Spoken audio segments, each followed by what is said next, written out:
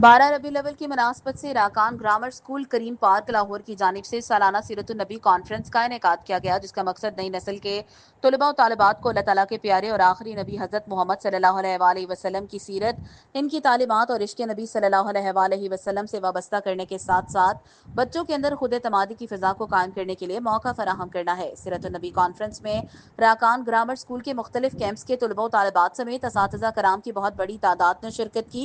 सीरत नबी कॉन्फ्रेंस के मेहमान खसूसी प्रोफेसर बशारत सिद्दीक हजारवी थे। राकान ग्रामर स्कूल के चेयरमैन हाफिज मोहम्मद जुबैर, CEO फहीम राशिद ने मेज़बानी के फ़राइज़ सर अंजाम देते हुए मेहमान खसूसी की आमद पर इनका शुक्रिया अदा किया।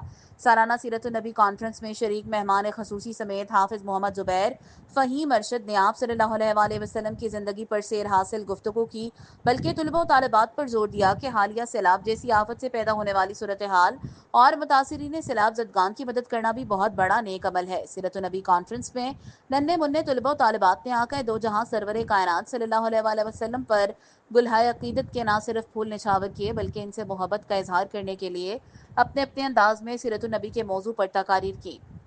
सीरत नबी कॉन्फ्रेंस के मौके पर हिस्सा लेने वाले बच्चों की हौसला अफजाई के लिए स्कूल इंतजामिया की जानिब से मेडल्स और यादगारी शील्ड्स भी पेश की गई।